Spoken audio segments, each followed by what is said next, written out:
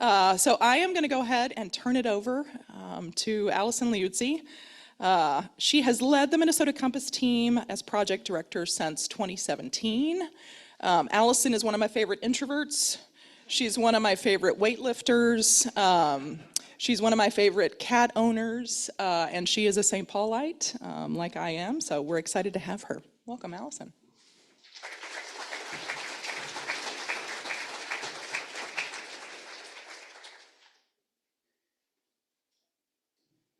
Thanks, Heather. That is all true. Thanks for the nice introduction. I am a cat lady. I am an introvert. I am a weightlifter. You might see me at the Midway Y, some of you. I am also project director of Minnesota Compass, and I'm thrilled that you are all here joining us today. It's been a long time. How's everybody been? Yeah? Okay? I got a woo. I'll take it. Like I said, I am thrilled to be here today. I'm going to forward through a couple slides here. There we go. This is the event where each year we come together and we launch our Compass Points dashboard, which is on your tables. Everybody should have one. If you don't, it's because my daughter missed it. She was here last night putting these out on the tables. So if you don't, let me know or grab one from your neighbor. This is the Compass Points brochure. It is the one print publication we put out each year. As soon as we print it, it is out of date because data keep flying at us, fast and furious. But we really like this publication. It shows you all the topic areas we are tracking on Compass, all the key measures we're keeping track of for you, what the most current estimates are for our state, whether we're doing better, worse, or staying the same, and our national rank. So it gives a great snapshot of the things that matter to Minnesotans. What does that snapshot say this year? Some things have gotten better. Things that we want to go up are going up, and things that we want to go down are going down. Things like the home ownership gap by race is closing. Some of our economic indicators are increasing, like jobs and GDP. This is all good news. 8 indicators here. Compass Points also tells you things are staying the same. So you'll see 10 indicators have remained relatively level in recent years. Things from arts and culture to volunteerism to our poverty rate. And it will tell you some things are getting worse. 12 indicators here. The things that we don't want to go up are going up. The share of people paying too much for housing, homelessness, some chronic health conditions, and things that we don't want to go down, especially related to our kids, are going down. Okay? This is just a tool to point us to the places where we could dig in more, allocate more resources, more time, more discussion, and there's going to be lots of time for that today. We want you to be discussing in groups what matters to you and where should we focus in. So it's just a snapshot. It doesn't get into a lot of detail on some of the other things that matter. Where are the disparities? Even if we're doing better, how does this look different across races, across ethnicities, across ages, across genders, across income levels? And the theme of today, how does this look different across places? We don't all work and live at a statewide level. We live and work in community. And so how are we focusing in on some of those trends? So that gets us to our theme, Place Matters. We're using place this year as an anchoring concept because it very much conveys our identities, right? Heather talked to you about her dad, moving here recently, where he's from, where he lives now, how that changes his experiences, his opportunities. And it's the same for all of us. Where are you from? Right? It's not just a geographic concept, it's how we identify. We belong to place, we're connected to place. Sometimes we leave our place, sometimes we come back to our place. And as long as Compass has existed, which is now in its current form, 18 years, almost 2 decades. Thanks for the woo again. We have found that place matters, and we've continued to expand the data that we have on place. We started out looking at topic areas, health, education.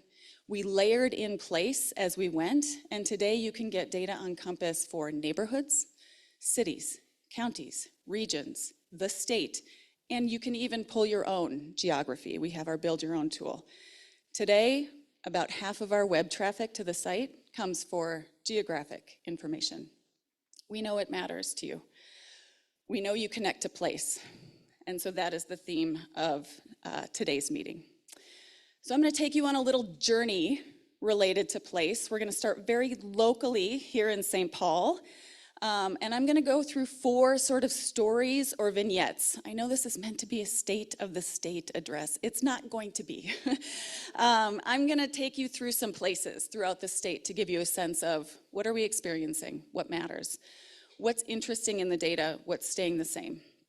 So we're going to start in St. Paul and kind of compare it to Minneapolis. Sorry for folks across, I know, ooh. Starting with some scandal this morning. All right. I'm going to focus on home ownership here because I think it's a really, really important concept, a really important quality of life trend. But let's start boring. Statewide, home ownership has remained relatively level. Go back to 1990, 72% of Minnesotans own their home. Today, 72% of Minnesotans own their home. There have been some peaks and some valleys, went up to 76%. The housing market crashed, down to 71%. And for the last decade or so, we've hovered at 71 to 72%. Okay, don't slump in your chairs yet. Take a sip of coffee. It's gonna get more interesting, I promise. Let's zoom in on the Twin Cities of Minneapolis and St. Paul. So, like I said, we have data down to the neighborhood level. This is a map of Minneapolis and St. Paul. If I need to orient some of the folks in the room, this is Minneapolis over on the west. This is St. Paul over on the east. And what you can see is that the darkest shaded neighborhoods or community areas, whatever you call them in each of your cities, it's even different in each city a little bit. The darkest shaded in purple are where we see the highest homeownership rates. The lightest shaded in light pink are where we see the lowest homeownership rates. There's some of the highest you can see around the lakes in Minneapolis. Homeownership rates are above the statewide rate. This is Matt Groveland, a little bit below the statewide rate, but the highest in St. Paul. What else do we see? Lowest homeownership rates, 16% to about 25% in some of these neighborhoods or community areas. What's going on there? Well, you've got the downtowns, 24% in St. Paul, 25% in Minneapolis. What else is going on here? You've got the University of Minnesota, lots of students renting, so we see our 16% homeownership rate. And then we've got the Phillips community. What's going on there? I hear mumblings. Okay. Poverty, residential segregation, race and ethnicity. Predominantly a community area that is Black and Hispanic, and as a result, much lower home ownership rates, which if you've been following our project for the last 18 years, or even the last 18 months or 18 minutes, you know we are home to very large disparities in home ownership by race. Now I'm going to zoom out a little bit, take you back up to the city level to show you what home ownership rates have looked like over time in the 2 cities. We've got St. Paul on the top in the blue line. We're at 53% home ownership today. Minneapolis on the bottom in the yellow line, 48% home ownership. What you can see in recent years, I think you can see, those lines between the cities are separating. St. Paul's home ownership rate is going up. Minneapolis's is staying a little bit the same. What's happening in St. Paul? A success story. We're seeing increased home ownership rates in the city among a lot of the communities where we want to see increased homeownership rates. Our Black and African American residents, our Asian residents, our Hispanic and Latino residents, and across almost all age groups except for our youngest and our oldest. This is great, right? This is, all right, stick with me here, folks. But there's more to this story. Sorry, Stephanie, here comes your face. I should have apologized to my panelists ahead of time. Their faces are gonna appear really big on the screen. Stephanie Peterson is here and part of our panel today from St. Paul, Minnesota Foundation, yes. SPMF just put out their 4th volume of East Metro Pulse, which is also a huge success story in the space of storytelling, understanding community, gathering data to reflect community back to itself. And their most recent report that was just released this spring is no exception. Stephanie's work in this space spans quite some time, both at Wilder Research and now at SPMF. But one of the most interesting findings in this volume 4 relates to homeownership and renting in the East Metro. One of their findings was that renters in the East Metro are more likely to call the East Metro just a place to live rather than a place they belong. So the layers of this story, we're seeing homeownership increase in St. Paul, but there's also a story here about our renters and how connected they feel to community. And so I'm hoping by putting Stephanie's face and all the other panelists' faces up here, you're getting excited about hearing from our panelists in a little bit about connection to place. Okay, next place we're gonna travel to. All right, controversy again. Twin Cities and Greater Minnesota, which are commonly pitted against each other, either in those words, Twin Cities and Greater Minnesota, Twin Cities and outstate, rural and urban. I'm gonna take you there. We're gonna sort of dig into this as well. So Twin Cities, as I'm defining it here, it's the 7-county metro area. Need me to list those counties? Anoka, Carver, Dakota, Ramsey, Washington, Scott. What did I miss? Hennepin, thank you. I am gonna get in so much trouble with Minneapolis today. Oh, goodness. All right, so let's start again at the statewide level. And here I'm gonna tell you an economic story, the economics of place. This chart shows you both economic productivity measured as GDP and jobs over time. At the statewide level. And we're just going back a decade here. So you can see economic productivity on the top in the orange line, jobs on the bottom in the green line. What happened in 2019 to 2020? It's the same thing that happened to our annual meeting. Everything kind of went up in the air. So you can see both GDP or economic output and jobs dipped in 2019 to 2020. Really quickly recovered GDP within 1 year. Jobs took longer, but we're back to where we were pre-pandemic. Okay, now there's this common debate between Twin Cities and Greater Minnesota, which is better, especially on the economy, but also related to just quality of life. And so in the economics of place, there are data that support the idea that the Twin Cities is better than Greater Minnesota.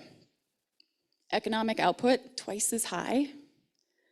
There are twice as many jobs, and median household income is $22,000 more in the Twin Cities than Greater Minnesota.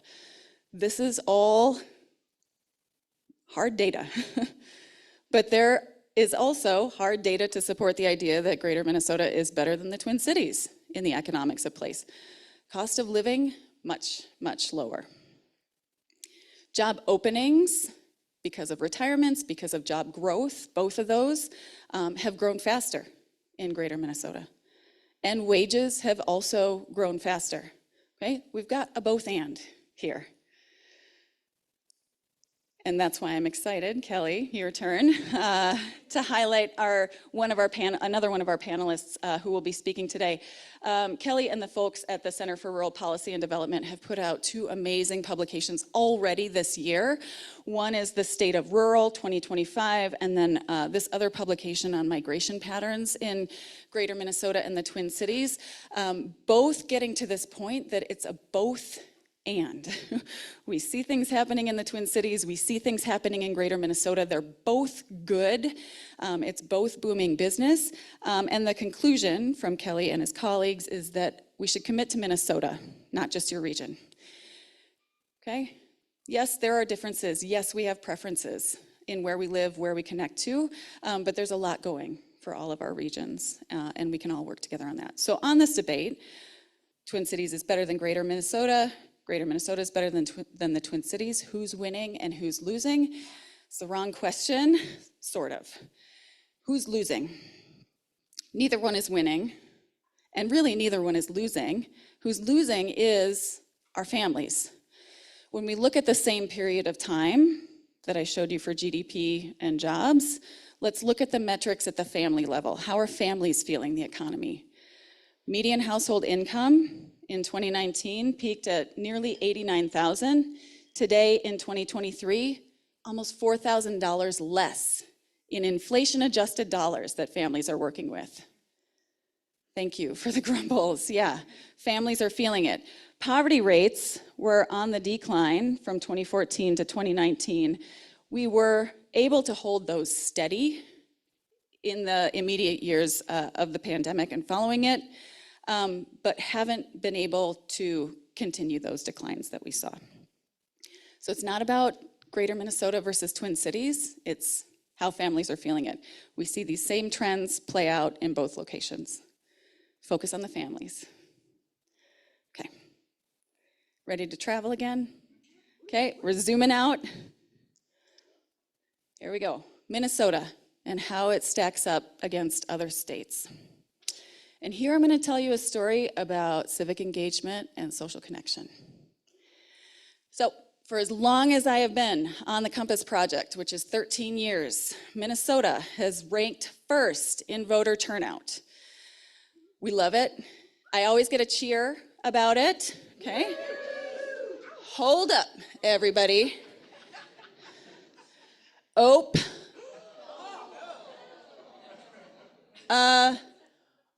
We're second to Wisconsin, okay? We're all okay with pitting those against each other, yes? All right. We're still among the top 5 states, but people, our neighbors had the highest voter turnout in the last national election. Okay, fine. We lost our #1 ranking. We still do really well on a range of measures of civic engagement and social connection. 8th highest arts and culture participation in the nation. 6th highest level of neighbors saying they help their neighbors. 3rd highest level of volunteerism. Wisconsin doesn't outrank us on any of these. So, but work on that voter turnout one, please. All of this matters to the fabric of community that we're creating. And that's why I am thrilled that Jamie Kalakaru-Mava has joined us today from LISC-Twin Cities. Yeah. To talk about creative placemaking. This is an initiative that brings together districts and programs that focus on cultural development, arts development, as pathways to inclusive prosperity. They elevate artists as leaders. They talk about the distinctiveness of place. They try to focus actively against displacement and engaging community. And I think you'll find that Jamie has a lot of interesting tidbits to share. I'll also point out, Jamie has put books on your tables that are beautiful, that also dovetail really nicely with this idea of arts, culture, as ways to inclusive prosperity. Okay, finally, zooming out even bigger, and this is where I'm gonna ask you to think of place as sort of where we're from, not in strictly geographic terms, because I wouldn't be me if I didn't talk about immigration. Those of you who know me know I love to talk about immigration. And it's such a feature of our communities.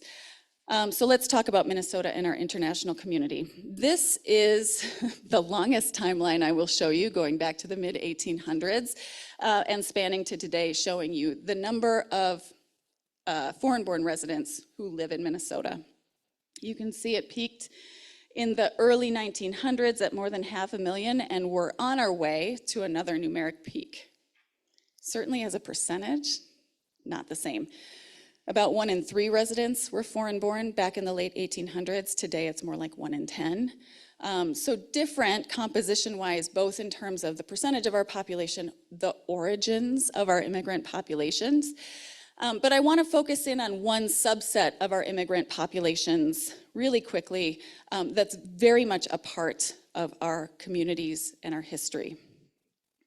And that's refugee arrivals, people who arrive due to fear of persecution in their nations of origin. Minnesota today continues to be a top state for receiving refugee arrivals, primary refugee arrivals, people who come right to Minnesota. These are the top 10 states in 2024.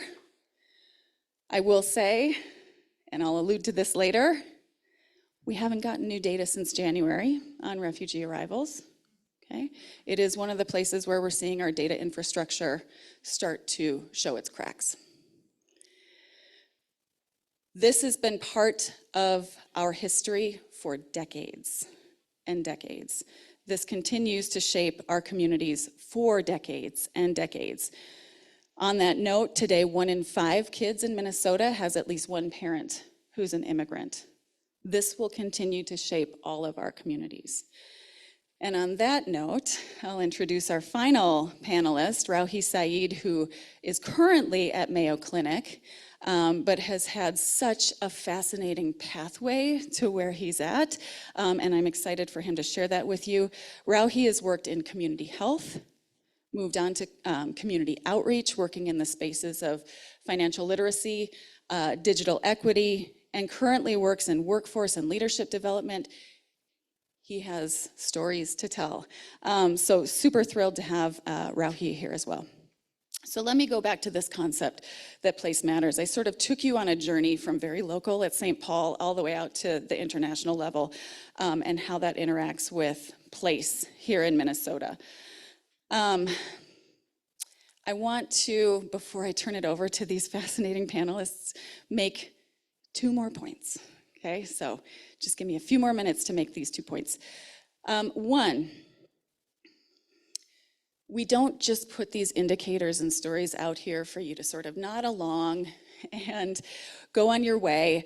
There's very much a connection between these indicators, the stories that they tell about how we're investing in community, and other metrics of health and well-being, okay? These go together, hand in hand, as you can see with my visuals.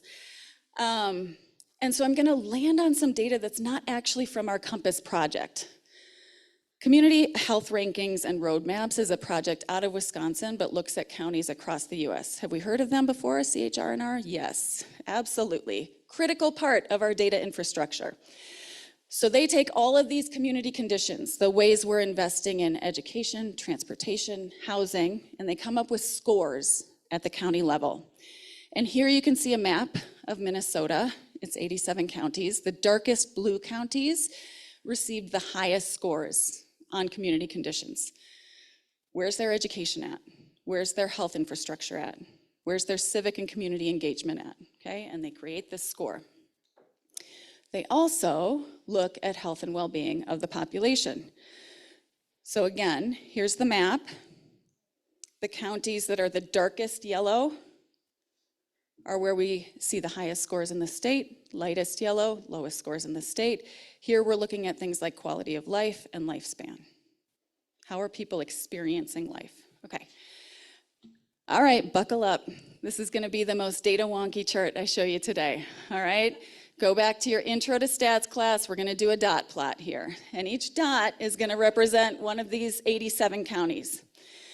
I'm gonna plot them. Community conditions are going up from left to right, okay, your score. Health and well-being is going bottom to top, lowest to highest, all right?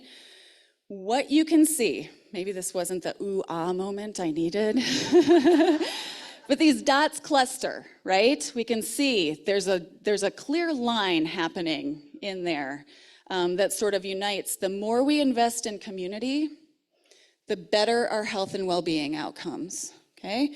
As community conditions improve in Minnesota's counties, health and well-being also tends to improve, and you can see the line that I fitted there. For the data dorks in the room, the R-square is 0.49. When do we ever see that in the social sciences, right? Yeah, thanks, Heather. Cheerleader.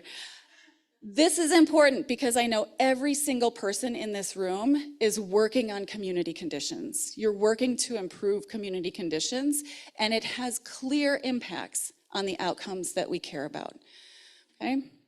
So that was the one point. Keep doing the good work that you're doing.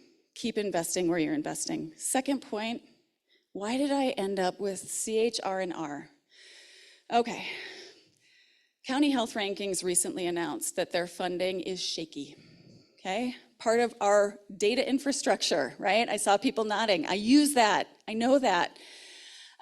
We're seeing other cracks in our data infrastructure. We're seeing data disappear. We're seeing survey items on federal data collection surveys disappear, especially around sexual orientation and gender identity. We're seeing data being manipulated, okay? There are clear threats on the horizon, and good data matter. Compass is part of that data infrastructure. We are incredibly grateful to especially the philanthropic landscape we have here that supports that data infrastructure. These are the folks that continue to keep Compass here and free for 18 years. Most of these funders, yeah.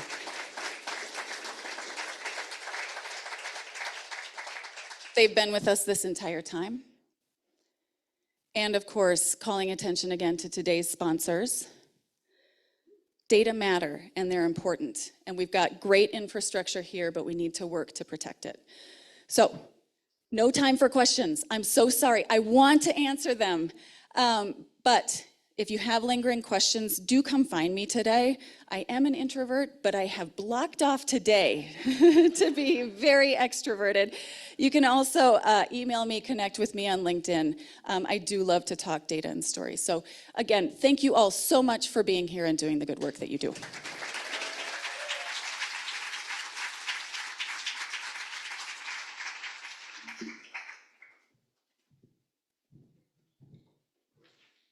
Thank you, Allison. All right. I'm glad we got our data on. We are going to go ahead and ask our 4 panelists to come up to the stage. Be careful of the step. They're going to get settled in up here. You've got a Mentimeter code that you are going to be able to use, as well as index cards on your tables for folks who are in the room. As the panel is answering questions and having a conversation, if there's other questions you think about or you want to raise, I encourage you to write down questions on those index cards or drop a question into the Mentimeter. We're going to be monitoring those questions as we go. So, all right, I'm going to go ahead and sit.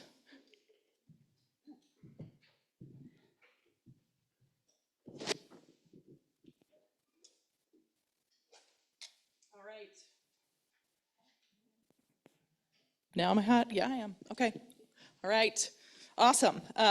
So we are super excited to have Kelly and Rawhi and Stephanie and Jamie here to talk with us today. And we've got a few structured questions. And then again, I would encourage you as you reflect on the things that Allison talked about, the reports and the places and spaces that this set of humans inhabit, for you to think about questions that you might have for them as well. So. We are going to start by having you do a little bit of an introduction of yourself, but I will remind folks, you've got their bios on your table, so you've got a sheet that tells you a little bit more about these lovely humans. And I am going to say we are at a tricky time nationally.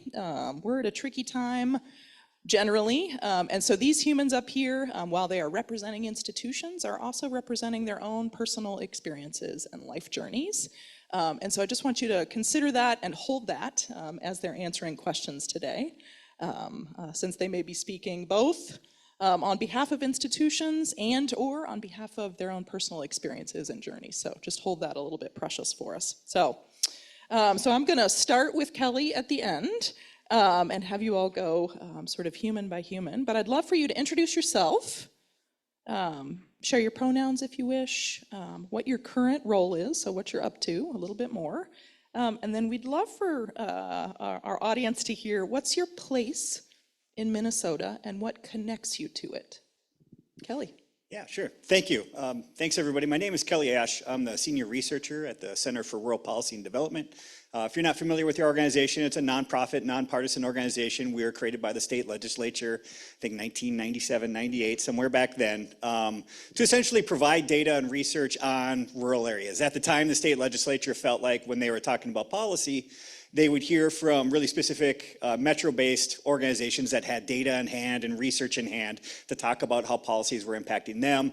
And they felt like they were getting a lot of anecdotal information from maybe constituents out in rural areas. And so that's why we were created. I think long story short, there's only 3 of us in the organization. So like anything in rural areas, we're small but mighty, I hope. But we have a saying in our office whenever we meet, our kind of philosophy is cut through the crap. And so there's a lot of crap, particularly around narratives and ideas and things that we think we know, not only about each other, but about ourselves. And so our organization tries to cut through that. I live in New London, Minnesota. Yeah, if anybody can, Ojai County, about 15 miles north of Wilmer. I lived in St. Paul for 10 years as well. So I kind of got this interesting perspective. I'm one of those people that turned 30 and my wife and I were like, let's go back to a rural area. And when we talk about place, for us, it really meant trying to find a place that had probably less human manipulation, environments that were a little bit more natural in terms of just space to be ourselves, to not interact with anyone. Like Allison, we're pretty introverted, couple cats, that's about as much engagement as we can take. But I will say, just representing kind of a rural perspective, place is very interesting because we all live in a community, but these communities are, by the way, there's a little bunny rabbit out here. That's pretty cute. So cute. He loves rural found areas his place. Too. When talking about place, it's interesting. We may live someplace, but a lot of rural folks, and I think metro-based folks too, probably also work in a different place. You maybe play in a place that's quite a large radius, and you may shop in a lot of different kinds of communities. And so place has a very kind of roaming idea behind it. It's not necessarily where you sleep or raise your children. Your children might go to a school district that's outside of your town, right? So place in rural areas can be a little bit more, I think, not about a specific town, but a region. And we find regions in rural areas to be very, very powerful and very important in connecting, so. Great, thanks Kelly. Rawhi. Good morning, everyone. My name is Rawhi Said. My day job, I'm a program director at the Mayo Clinic School of Medicine. I live in Rochester. I'm from Rochester. I was originally born in Yugoslavia, but that country no longer exists, so it's modern-day Bosnia. My family and I came to this country in 1993, December 9th of 93. I grew up in Rochester. I think of myself as a Rochesterite or Rochestorian, depending on who you ask. Before I came to Mayo, I worked a lot with refugee and immigrant communities in Southeast Minnesota, and that's where my passion is. It's a little of what I do today at Mayo as well, but predominantly spent most of my time working with refugees and immigrants. And I know we're here to talk about data today, and data is incredibly important. Obviously, at Mayo Clinic, it informs a lot of our decisions that we do, but also when I'm working in the community and when I have worked in the community, data, especially for refugee and immigrants, is something that is incredibly critical and important for serving the needs of our newest Americans. So thank you for having me. Thanks. Stephanie. All right. Hi. Good morning, everybody. I'm Stephanie Peterson. I use she, her pronouns. I am the Director of Learning at the St. Paul in Minnesota Foundation. I have always been pretty tied to this place, the Twin Cities. I was born and raised in Minneapolis. I still live in Minneapolis. Looking at you, Allison, Hennepin County, come on. Anyway, but my entire working life has been in nonprofits that are based in St. Paul, increasingly like concerning themselves with St. Paul. So I really do feel an affinity for both cities, which is nice and kind of rare sometimes. In my job as the Director of Learning at the St. Paul in Minnesota Foundation, we are a community foundation. So for those of you who are unfamiliar, we as a foundation, instead of funding in a particular specific topic area or subject area, we really concern ourselves with the health and vitality and visions of the communities, the people who live in this particular geographic area. And for us, that means St. Paul, which is the East Metro, which we define as Ramsey, Washington, and Dakota counties, and then the entire state of Minnesota as well. And so our work is very intimately and very intricately tied to place. I had somewhere else to go with this, and now I was like so busy ribbing Allison about Hennepin County that I've forgotten it. But with our work, I used to work at Wilder Research. That's another one of those St. Paul places that I found myself doing a lot of that data work and really working with Compass and bringing that knowledge to the St. Paul and Minnesota Foundation. I really emphasize a lot, speaking with people who have similar jobs to mine at other community foundations. I am constantly aware of how blessed we are to have good data, and good data that is so specific to the places. I use the Create Your Own Profile tool a lot because, the East Metro as a concept is something that we sort of created at the St. Paul and Minnesota Foundation. That doesn't necessarily map to, standard data gathering. So we're able to get really specific data and use it and have that help us understand what's going on in this place that we concern ourselves with so much. Great, thank you. Jamie. Hello, good morning. I'm in that awkward position where I just want to keep hearing you all talk. So I'm Jamie, I'm a senior program officer at LISC-Twin Cities. For those of you that don't know LISC, a way I like to think of our work is we mind the gap, right? We work with affordable housing. I'm really grateful that I get to work with the creative and cultural districts in Twin Cities, and a lot of the data disparities we saw around homeownership, those things are existing in our creative and cultural districts as well, where most of our immigrant-owned businesses or BIPOC-owned businesses, they're renting. The hip, cool, trendy arts district that we just had, Art Whirl, all those artists are renting. Most of them are renting their homes. So how do we take the cycle we see over and over in cities where it's this really extractive cycle of gentrification and kind of flip the narrative and help people have that sense of ownership to place? I was really struck by that comment about the East Metro, that those who rented really felt more like it was just a place to live. It wasn't their sense of place. The other side of my work is I'm also an author and visual artist, and I think how we tell our stories is really important. Both of my parents are immigrants. They came from two very different countries, and they also came at a time where, it wasn't, you came to America, you spoke English, they didn't retain their as much of their family's language. And so this sense of how do I be a culture bearer and an artist when I have two very different sources of that? I grew up in Los Angeles. I've now lived in Minnesota for as long as I lived in Los Angeles. And I feel very much in place and home here, in a way, in part because Los Angeles was very unaffordable and it felt pushed around from place to place, whereas in Minnesota there's this community coming together to try to help folks find place, try to help with that sense of permanence and being a part of breaking that cycle, both that cultural cycle to be able to pass that on to my kids, and then also in the community where it's we can create and retain this sense of place in immigrant communities, in creative communities. I think that my take is we're not going to see an end to that cycle of extraction until every community has the resources they need to feel whole and healthy, and that includes art and culture. I know you're excited, aren't you? These are remarkable humans. I encourage you to come up to them during the break, talk to them, follow them, connect with them, support the work that they're up to. All right, we have some specific questions. So Kelly and Stephanie, you are the first two up.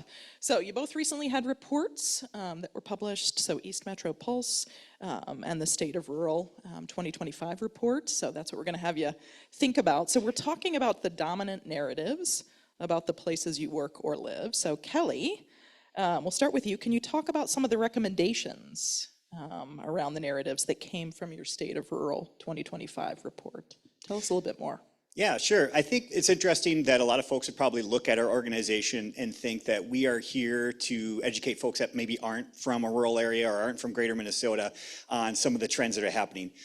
What's funny is when we go around and we do a lot of presenting, usually around 100 a year as an organization as total, a lot of our presentations are in front of rural county commissioners, city council members, EDAs, folks in greater Minnesota. And one of the more fascinating things is how much rural areas don't know about themselves and some of the main trends that are happening.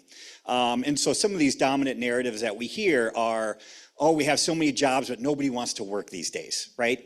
And that's just flat out not true, right? Our labor force participation rate's higher than it's ever been.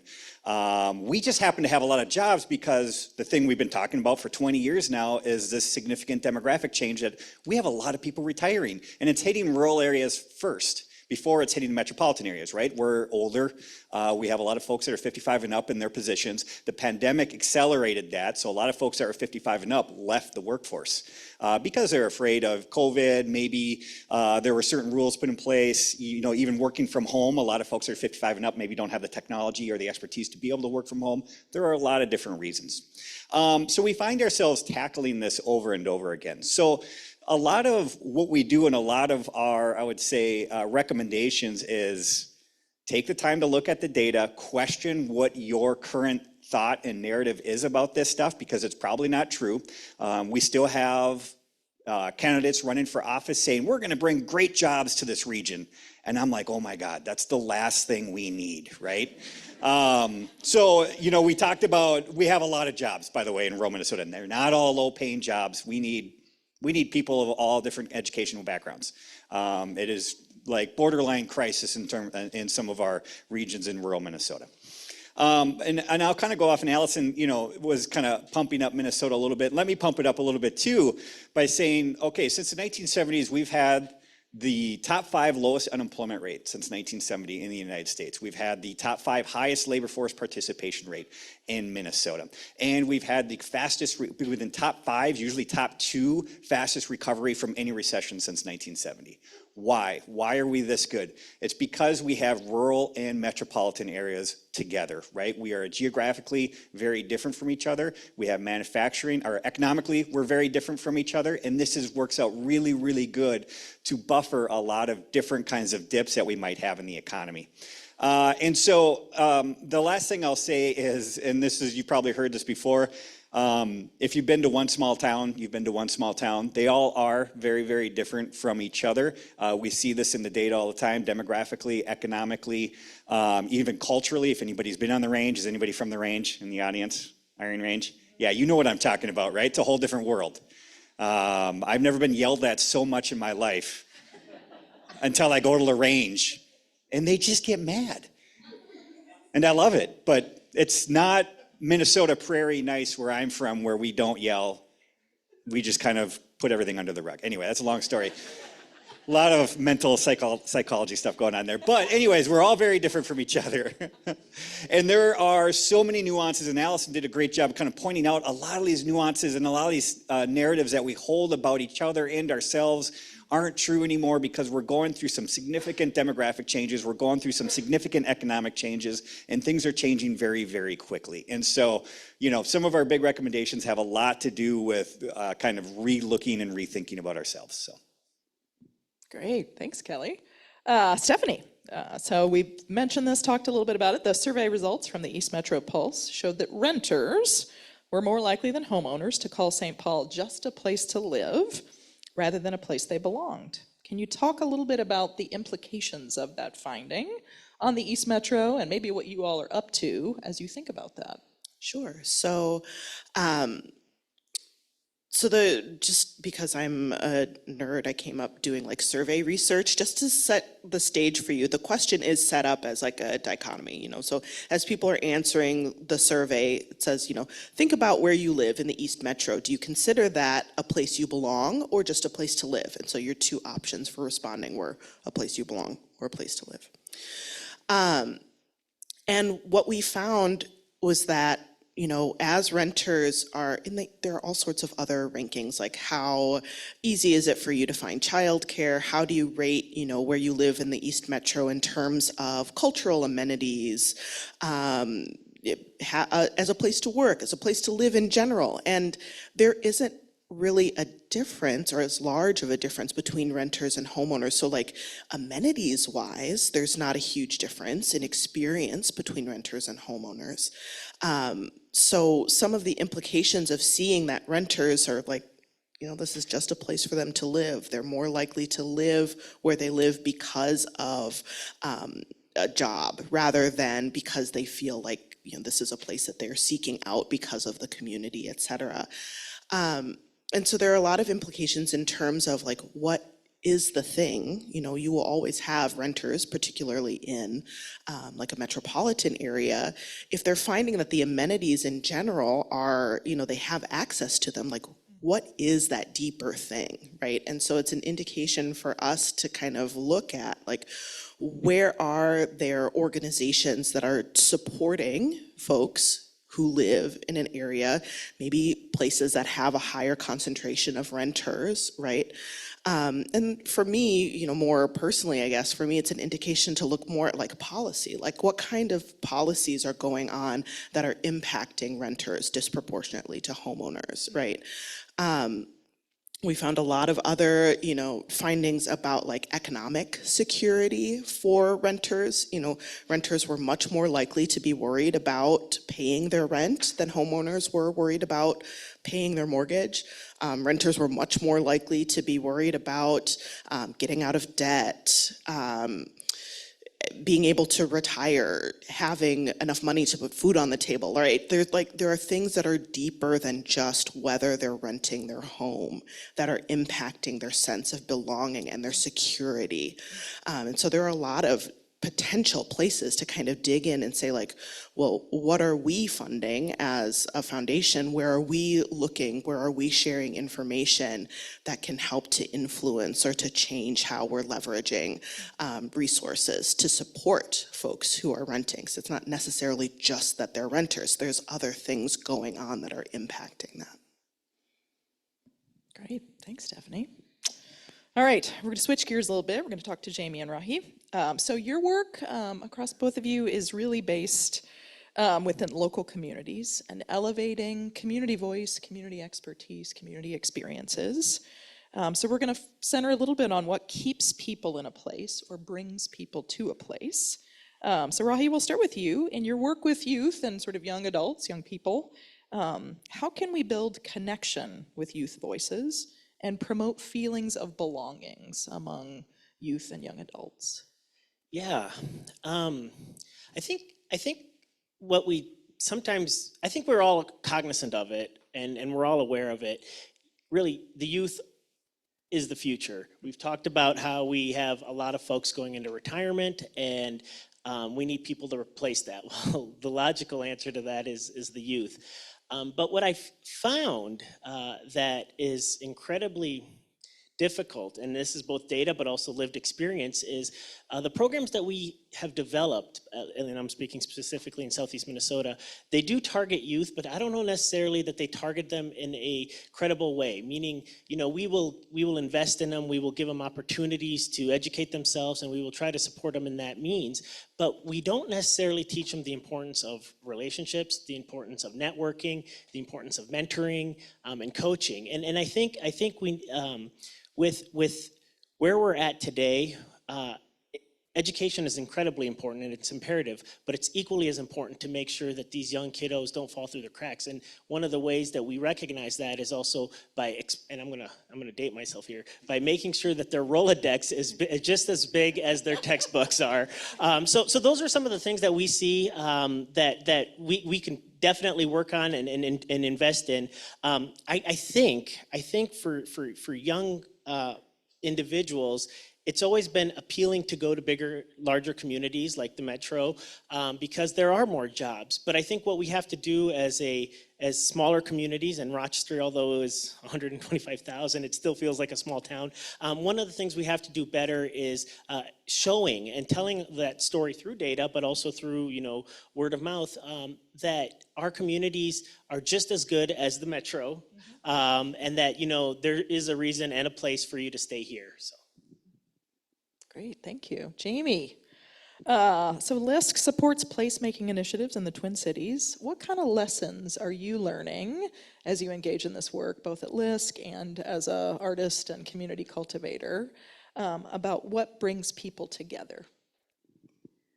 That's an interesting question because I think we've been rethinking that since COVID and what brings people together. And while we are very appreciative of the accessibility of these online opportunities, especially connecting with partners and friends and artists in rural areas and the access to information and one another. Still, I'm so grateful to see a room full of people. Bringing folks together in community is so important, and we're losing a lot of these third spaces that were places for people to gather. In 2020, a lot of the partners we worked with that were helping with the cultural cornerstones in their spaces, Indigenous Arts, for example, they were using their facilities for things like funerals so they could have more open space and community gatherings. And I think the lessons we're learning about what brings people together is just the very basic one is people need space to do that. And we're losing a lot of it, or they can't afford to hang on to it, or once they get it, or maybe ownership was their goal, they got into the building, but they can't use the bathroom because it's 100 years old or it's not accessible. So it's there's all sorts of gaps in that access to space to bring people together and the resources to continue programming it and fix the crumbling walls. And we're seeing, you pointed to the cracks in the data. I think we're seeing the cracks in the infrastructure as well, as we're losing brick and mortar venues, as we're losing creative spaces similar to how we did in 2008. So it's how are we going to stitch together yes, people make a place, but also buildings are nice for when it's raining and when it's cold. And it's all of those things together. I think the other thing I want to say is we've been really trying to actively do this on our team is how are we really thoughtfully, our work can be really siloed. We're all doing multiple jobs. I think a lot of us are that capacity point we've been speaking to, but it's all interrelated, right? The housing component is not different than what I'm doing with placemaking for commercial and cultural districts because the artists aren't able to continue living in the creative and cultural district after a certain amount of time. So how are we stitching in our affordable housing to help support those folks? How are we stitching in our financial opportunities, wealth building, so immigrant families like mine have pathways to creative sector jobs when parents are get a real job, you need health insurance. But there's those pathways in Minnesota. Our creative sector is bigger than agriculture, bigger than sports, which people are really surprised to hear. So stitching all those things together is really important. Great. Thanks, Jamie. Awesome. All right, we've got one more standing question for the full panel, and then we're going to open it up to you. So if you've been thinking, listening, you're curious about something, write something on that note card, drop a question in the Mentimeter. Let's see, how can Minnesota Compass data support the work that you do within your place? So I'll maybe let you take it whoever wants to start, so. All right. Get it, Stephanie. So as I kind of alluded to before, Minnesota Compass is a tremendous help to us in the community foundation space, in the We Fund Stuff in Minnesota space.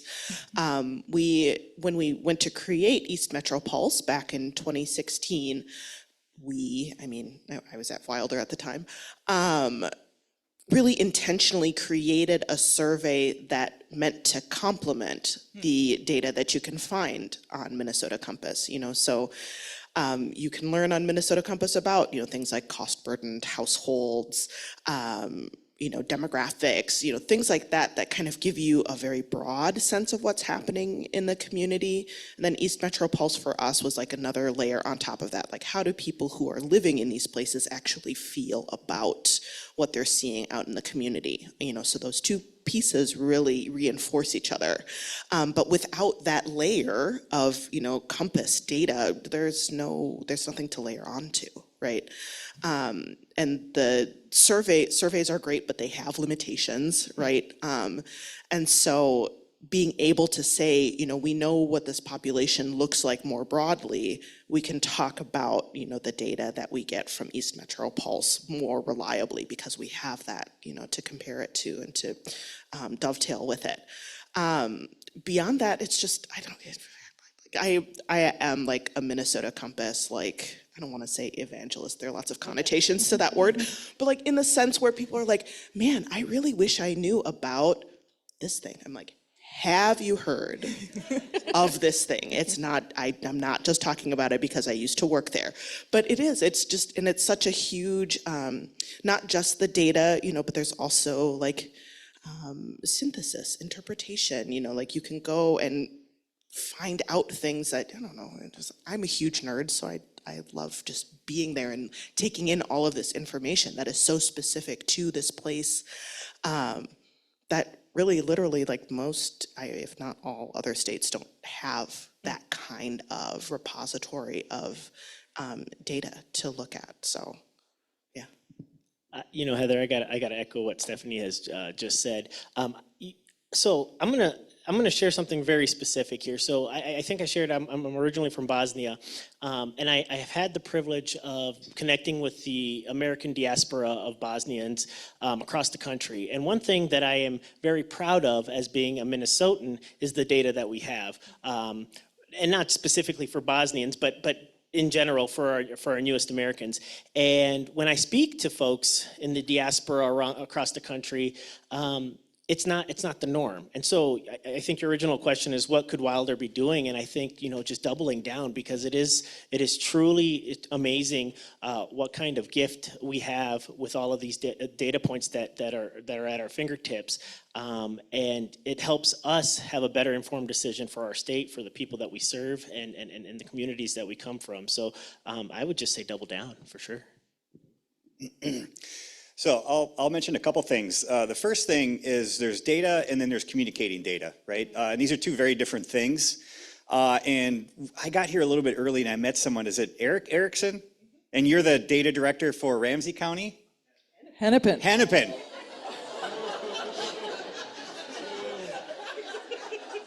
Twice.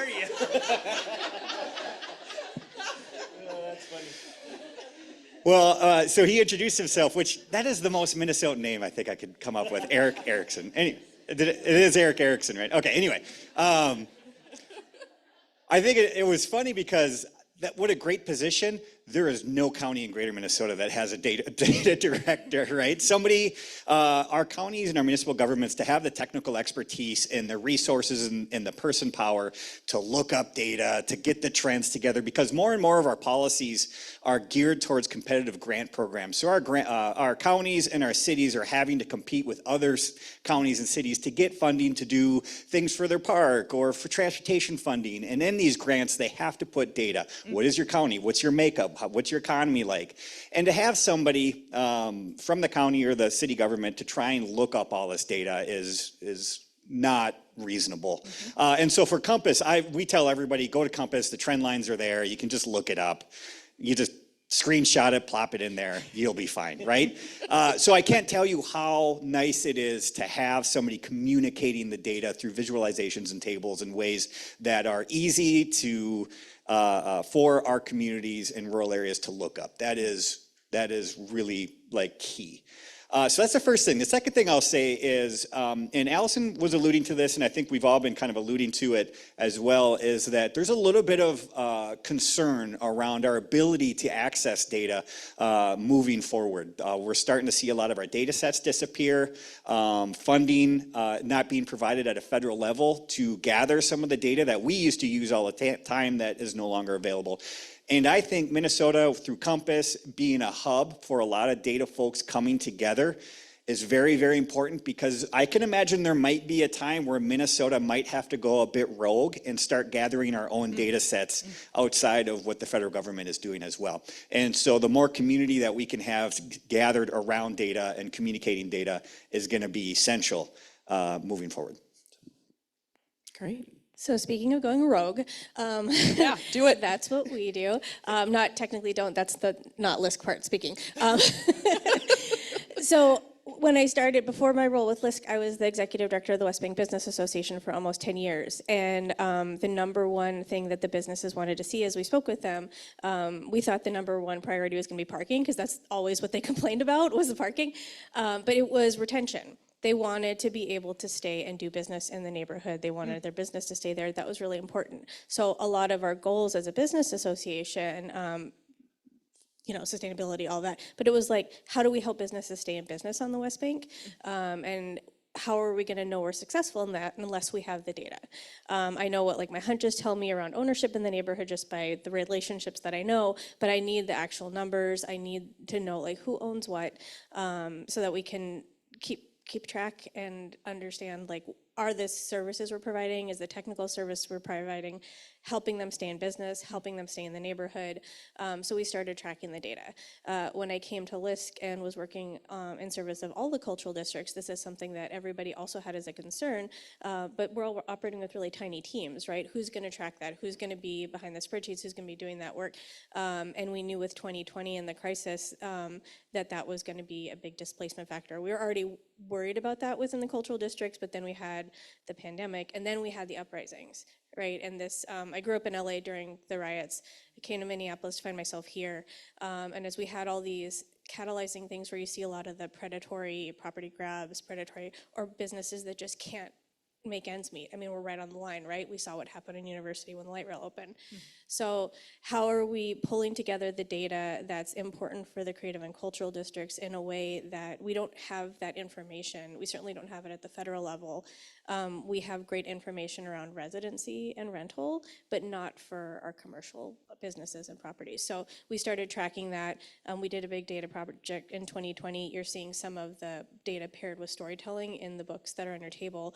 And now we're at the 2025 mark where we're looking to capture the 5-year point of that. I say this because you asked, what can Compass do? And we've said, I echo all the amazing things. I think I literally had a Compass tab when I got the email about being invited to do this. No, this is literally in all my presentations. You all are amazing. But what I talked earlier about silos, I think the residential data and all this information here is really stitched closely to that commercial data and how we can bring all that together to be working on sharing this information. And we kind of cobbled it together working with the districts with very small resources, and we need to keep doing that. And how can we do that together and stitch more of that together? We want to keep measuring this because it relates to all this, right? If they can't work in their districts, you were talking about people who are coming in from outside. That presentation of Allison was amazing. I want to help connect the dots in that as well. So that would be what I would ask for Compass is how can we continue to work together, share data across, especially as this data is under attack. We need to be doing more of the responsible sharing with one another so we can do this work together. Great, thank you. Aren't these humans fabulous? Yeah, all right, great, okay, yeah. All right, so if you have written on a note card at your table, you want to hold it up, somebody's going to come around and pick it up. We're going to take a look at Mentimeter questions.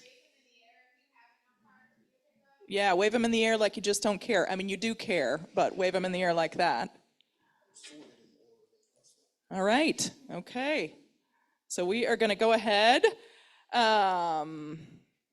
Let's see. First question that we're going to ask you. This is from the Mentimeter. Are there other misinformed narratives that you can bust with data. So what are some misinformed narratives that you all face that you can bust with data? Anybody think about something? I have one that's that hit relatively close to home. So I think as a refugee and an immigrant, there's that stigma that we are taking all of the good jobs, and I'd like to bust that right here with data. So I run a pathway program that. It's a side pathway program that we do through the School of Medicine, and it helps 18 through 21-year-olds do career exploration. And I had I say this because most of our demographic for really since the start has been refugee and immigrants in Rochester. That's our largest underrepresented minority population that comes through our pathway programs. But I had a student in 2021 come through that pathway program, and I lost touch with them after they graduated the pathway program. The pathway program only lasts about a month, and then they go off to college and do great things. Well, she was a first generation immigrant with her family, and she graduated college and started her own business. And I say this because it hit personally to home. My father struggles with dementia. He was diagnosed in 2019, and finding resources for him has been incredibly difficult. And when we were looking for places, we found this new place that was, and we didn't know that this at the time, it was refugee and immigrant oriented, which would mean it would help with dad's needs a little bit better. And then when I found out who ran it, it made me break down, because dad was my hero, and then to know that this student who came from another country, who understood it, did her own thing, didn't steal anybody's anything, but started her own American dream, it really just goes to show you that some of these stigmas are not necessarily true. And that's just one example. I have many more of that same graduating class doing great things, so starting their own careers. Fantastic. Anybody else? Yeah, Jamie. A myth to bust with data. I think this is really critical as we're heading towards like another budget crisis. We see a lot of the optics around like what we need to cut from the budget and what's frivolous expenses and what's frosting. The arts are not frosting. Supporting the creative community is absolutely critical to the Minnesota economy. Our restaurants base their schedules based on the theater shows. It is not like the frosting. It is one of the backbones of our economy. So a myth, and we have like McKnight Fund. Thank you. Yeah. And we have so much data to prove. We have decades and decades to prove this, that every dollar invested in the arts pays back tenfold. So Fantastic. You're looking at me, so I guess I'll say a couple things. If you got one, do it. Sure, okay. I think one thing is we tend to think of rural areas as not being very diverse, and the most diversity usually is in our core metro areas. But actually, 3 out of the top 5 largest percentages of BIPOC population, so Black, Indigenous, Person of Color, Hispanic, Latino, actually occurs in greater Minnesota. So number 1 is Nobles County, number 2 is Mahnomen, and number 3 is Hennepin. Number 4 is Ramsey, and number 5 is Watonwan. Great, thanks. All right, second question from the Mentimeter, and then we're gonna go to the index card. Somebody wrote in, one thing that I've noticed is we have not discussed place from Indigenous and Aboriginal perspectives. What ways are you working to decolonize your practices for working with place in your work? can I excite Jamie, everybody? get it? Yeah, no, you are, yes. I've been thinking, I've been thinking a lot about this as a transplant, as the child of immigrants. Is like, what does it mean to become indigenous to a place? And can we do that? Is that appropriation? Am I appropriating my culture by learning Polish? Can I reclaim that as part of my, it stitches into how I identify and how I serve as a culture bearer, as a mixed race person, knowing race is a social construct, all of that. I think, and we've had some courses, I host a learning network for the creative and cultural districts, and one of the things we do, one of the courses we have is how do we pair the cultural districts work with the land back movement? Because a lot of creation of a district, having an identity, it feels very like cultural tourism. And not that that's universally bad, but it also feels antithesis to the land back movement and how it feels very colonial. Like, this is the Northeast Arts District and it's ours. And so I think we learn a lot from, do I have any of my partners or friends from NACD here? Okay, so we work really closely with NACD, who works with the Franklin Avenue area and the American Indian Cultural Corridor. And what they've done, I think, is really great. They are working and have been for decades to purchase their properties because they know that for them ownership means a seat at the table. Hennepin County has really disparate, like from city to city and place to place. Like West Bank has lower than average indigenous resident population than even their neighboring districts. I'm like, why do those disparities because it ties to this ownership aspect, right? So looking at their lead, it's like, as we're doing this like mapping work and this district planning work, it's like, how are we encouraging ownership, working with the indigenous community for owning place. And of all the districts that are disproportionately rental, theirs is like flipped. It's like 80% ownership now for, wow. I know, it's amazing. And how can we support that and use that as a model for doing this work in a way that's responsible and connected with those values? Great, thanks, Jamie. We have a specific pathway program at Mayo Clinic called the Native American Pathway Program, and its intended purpose really is to amplify the voices and the experiences that are Native populations across the whole country, not just Minnesota, receive. And the idea really is because we recognize that out of all of our underrepresented in medicine demographics, our Native populations are oftentimes overlooked. And so we are making a conscious effort to make sure that we highlight those voices. In the same breath, we've also recognized that a lot of our Native American practitioners, they help with rural medicine, which is something that's been incredibly difficult to tackle. And so, it's kind of been a twofold thing, right? So you're promoting the voices of our Native students and learners, but you're also investing in rural community by doing the same thing. So if you guys are interested, you can look up the NAP program at Mayo Clinic. So I will say, it's variable, I'd say, like in philanthropy as a whole. I was about to say something broadly about the state of philanthropy, and then I was like, maybe I shouldn't say that. But I know one of the things that we're doing as a foundation, in part in partnership with, for example, the Bush Foundation and some of our funding, is to really look at, as money is going out the door, is it going to organizations that are based in the Twin Cities, organizations that are based in Greater Minnesota, organizations that are based in and serving Native nations. And so we are in the process of, rethinking our grant making more broadly. So there are certain details that I can't quite share yet, but that is influencing our thinking as well, And I will say this about philanthropy: it is a very large and sometimes hard to maneuver, like, industry group. I don't know the collective word that makes the most sense. Sector, sure.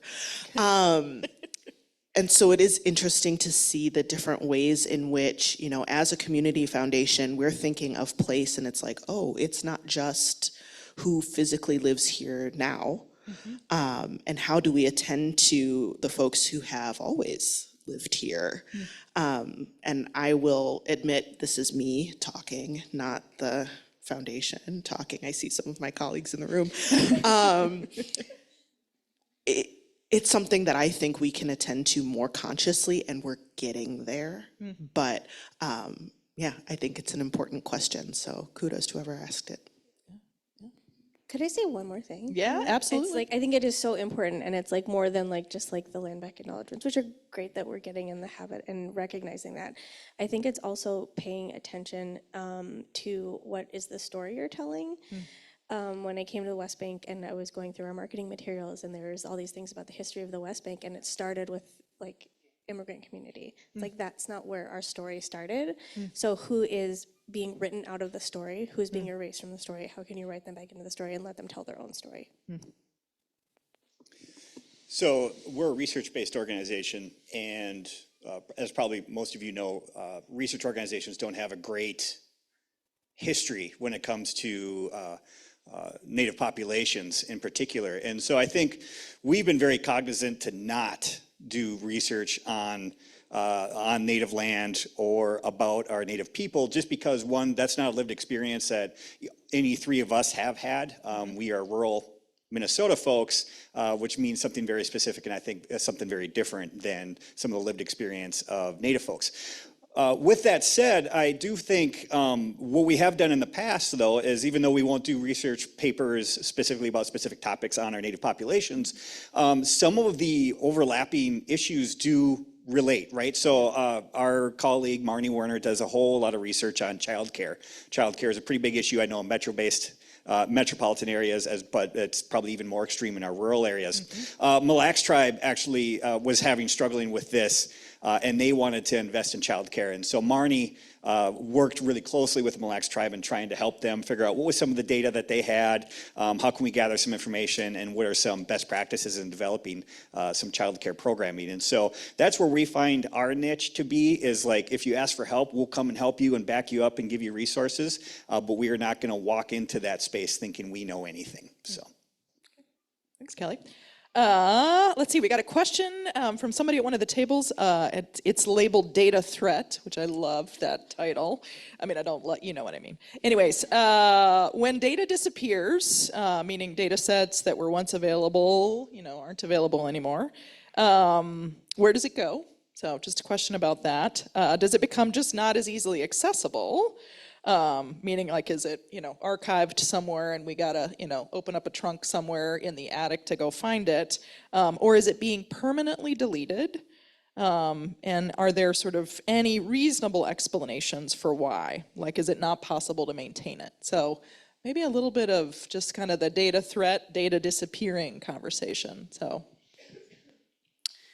So I think what happens when data disappears, the biggest source of that disappearance, I mean, right, you can delete a web page or, stuff some surveys in a trunk or something. But the biggest threat to me is that the data are not being collected anymore, right? If you take a question off a survey, that means that you're not asking that group of people about that thing. You can't look back and say, right? So right now, at this moment, Allison has all of these wonderful charts going back to the 90s, going back to the mid 1800s.